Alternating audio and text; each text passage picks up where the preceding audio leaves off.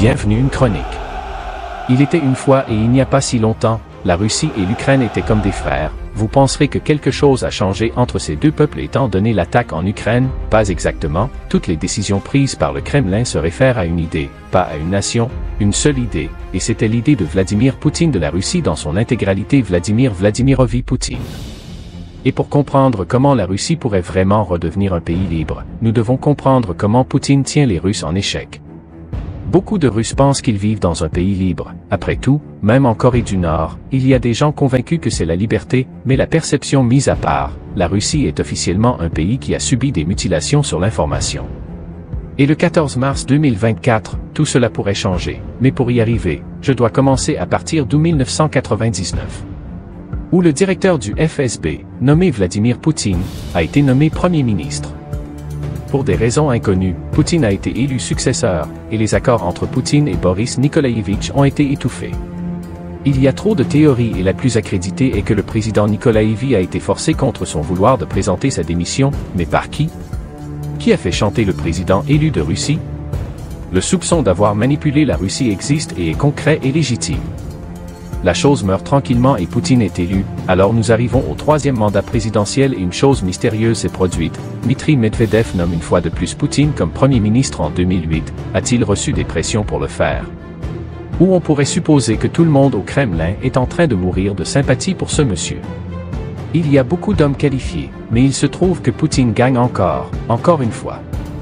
Pour nous aider à comprendre pourquoi Poutine gagne toujours, il est absolument nécessaire de concentrer la recherche de la vie de cet homme, entre ce qui s'est passé entre 1975 et 1991 dans cette période. Vladimir Vladimirovitch Poutine a travaillé pour le KGB, avec un accès total à des informations top secrètes, l'autorisation au niveau d'enquête et de récupération qui aurait fourni à cet homme des secrets. Informations, nous ne pouvons certainement pas prouver que ces secrets ont ensuite été utilisé pour faire chanter Nikolaïevitch et Dimitri, mais une chose est certaine, à partir du KGB, toute personne qui a été confrontée au mandat de Poutine a été invitée à se retirer, et l'a fait avec une extrême facilité, que c'est Poutine pour forcer toute l'équipe du Kremlin à être BON comme s'ils étaient des chiens dressés. Peut-être que nous ne le saurons jamais. Poutine a été élu, mais il n'était pas le seul candidat. On estime que 60% de la Russie n'avait pas élu Poutine, mais des données non officielles ne peuvent pas sortir étant donné que Poutine contrôle non seulement le Kremlin, mais aussi les agences de presse. Et encore quelque chose d'étrange se produit.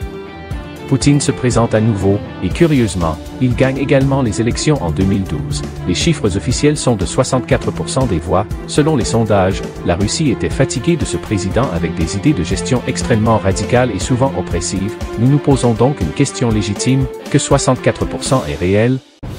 Et nous approchions des élections de 2018, une occasion plus unique que rare de retirer le mandat de Poutine et de laisser la Russie respirer, mais pour la énième fois Poutine gagne à nouveau. Et il le fait avec un mandat qui durera 6 ans. Comment diable le fait-il? Peut-être que même les Russes ne le savent pas. Vous devez garder à l'esprit qu'en Russie, il n'y a pas de véritable opposition politique, il y a 450 sièges, tout le monde n'est pas d'accord avec les idées de Poutine et lorsque ce désaccord atteint les voies officielles de l'information, des choses étranges se produisent. Pavel Antov était un parlementaire russe qui s'était vigoureusement opposé à l'idée de bombarder l'Ukraine, et après s'y être opposé, il a été retrouvé mort après une chute du 3e étage d'un hôtel en Inde. En Russie, les journalistes ont publié les nouvelles parlant de suicide. Antov était peut-être déprimé? Pourquoi se suiciderait-il? Pourquoi en Inde et lors d'un voyage diplomatique alors? Rappelez-vous, il n'y a aucune preuve que c'est l'œuvre de Poutine. J'ai écrit cet article après m'être posé la question, comment se fait-il que lorsque quelqu'un ne s'entend pas avec Poutine, il meurt? Le cas du ministre Antov n'est pas un cas isolé.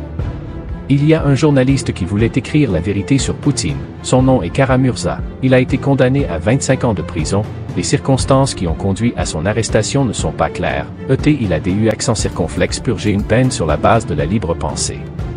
Et puis il y a Boris Nemtsov, ancien vice-premier ministre, qui a été abattu à l'âge de 55 ans en 2015 alors qu'il marchait sur un pont à Moscou sur le chemin du retour. Est-ce juste une coïncidence que seulement 3 jours plus tôt, il avait publié une déclaration contre les déclarations de Poutine sur la guerre?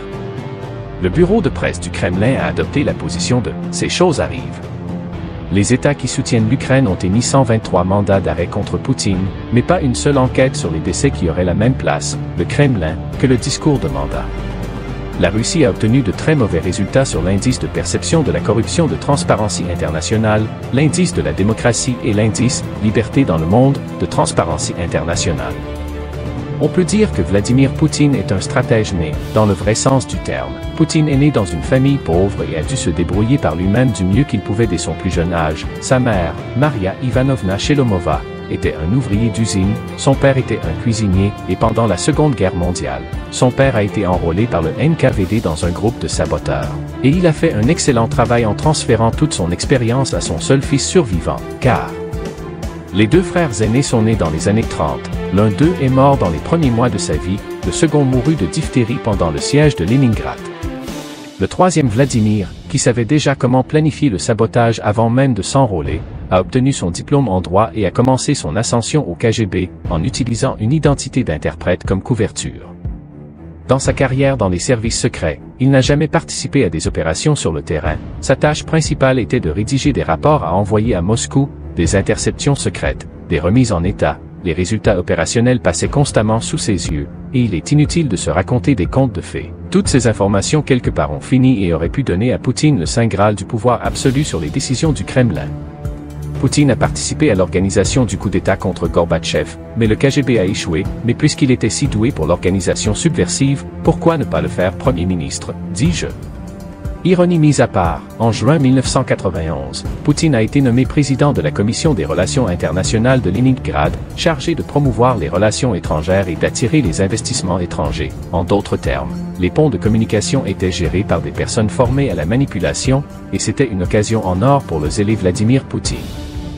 Mais ici, il y avait une torsion, que même le Kremlin ne s'attendait pas. Après un an de leadership, la révocation immédiate du bureau de Poutine a été proposée, mais pour une raison quelconque jamais vérifiée que la demande a été étouffée. Poutine est resté à la tête de la Commission des Relations extérieures jusqu'en 1996, et il a gagné, à nouveau. L'expression « avoir la clé de Poutine » signifie avoir le pouvoir d'obtenir quelque chose sous chantage, alors que dans le récit de la vie de Poutine, j'utilise l'expression « la clé de Poutine », je me réfère à cela. Poutine est passé d'être relevé de ses fonctions à devenir directeur du FSB. A-t-il utilisé la clé de Poutine ici aussi? Il semblerait que les Russes, au moins un substantiel 70%, ne soutiennent pas les décisions de ce président. Dans la montée de Vladimir Poutine, la liste des succès ne trouve jamais un accroc, et la liste est longue. Tout ce que Poutine demande, il l'obtient. Délégué en chef du département de la gestion des biens présidentiels, président de la Commission pour la préparation des accords sur la limitation du pouvoir aux régions, si le Vatican avait été sous la Russie, il aurait été en mesure d'obtenir la papauté sans aucun problème. La seule chose que notre équipe éditoriale aimerait savoir du Kremlin est la suivante: comment est-ce possible? Est devenu membre permanent du Conseil de sécurité de la Fédération de Russie. Puis il est devenu président par intérim, et son premier ordre a été de visiter les troupes russes en Tchétchénie, et depuis lors Poutine a changé les lois et la constitution au fil des ans, même apporté des changements à l'hymne de la Fédération de Russie. Fier de l'achat de la Russie, Poutine se laisse photographier fièrement à bord du croiseur atomique Piotr Velikij, un peu dans le style de Kim Jong-un mais sans tout le défilé. Enfin, Poutine rejette les accusations de se comporter comme un dictateur et dans l'intervalle organise une attaque sur l'Ukraine, menace la Tchécoslovaquie et la Biélorussie. En attendant, il y a ceux qui ont travaillé pour mettre en lumière qui Vladimir Poutine est vraiment, mais parmi les gens qui connaissent la vérité sur Poutine, il y a un homme qui va par le nom, Platon Lebedev, qui s'est enfui à Londres, pour échapper à la nouvelle loi imposée par Poutine sur la répartition des richesses. Mais Lebedev a été retrouvé mort, à Londres, mais mort. Peu de temps après qu'un sous-marin nucléaire dans la mer de Barents a eu un problème, à l'intérieur du sous-marin 18 membres d'équipage ont été tués, même cela n'a pas eu de répercussions sur le président russe, et malgré les accusations, Poutine les a considérés comme consommables. Avant de mourir, Litvinenko a publiquement accusé le président russe d'être responsable d'un empoisonnement, mais ce n'est qu'une des accusations qui remplirait le journal de Poutine, et pour lister toute cette vidéo durerait 10 heures. L'histoire a vu Bush et Donald Trump serrer la main de Poutine, l'Italie et de nombreux autres pays l'ont fait. Et certains d'entre eux faisaient un accord avec leurs ravisseurs. Combien de temps encore l'ascension de Poutine se poursuivra-t-elle? Et c'est sur cette question que nous arrivons au 14 mars 2024 où des élections auront lieu à nouveau en Russie, et même par un effort d'imagination, je ne peux pas croire que les Russes voteront pour l'homme qui a donné l'ordre d'attaquer leurs frères et sœurs en Ukraine. Si Poutine devait gagner à nouveau et pour la énième fois, il serait clair que la clé de Poutine fonctionne toujours. Mais si la Russie ouvre les yeux et commence à parler d'un nouveau règlement, peut-être qu'elle pourrait être encore pire qu'avant, ou peut-être qu'elle pourrait devenir un pays libre. En attaquant l'Ukraine, Poutine n'a pas seulement fait du mal à l'Ukraine, il a aussi fait du mal à la Russie, et il n'y a qu'une seule façon de battre Poutine, mais pour trouver de cette façon, vous devriez revenir à ce que vous étiez, quand vous vous appeliez frère, et vous étiez libre. Un pays libre.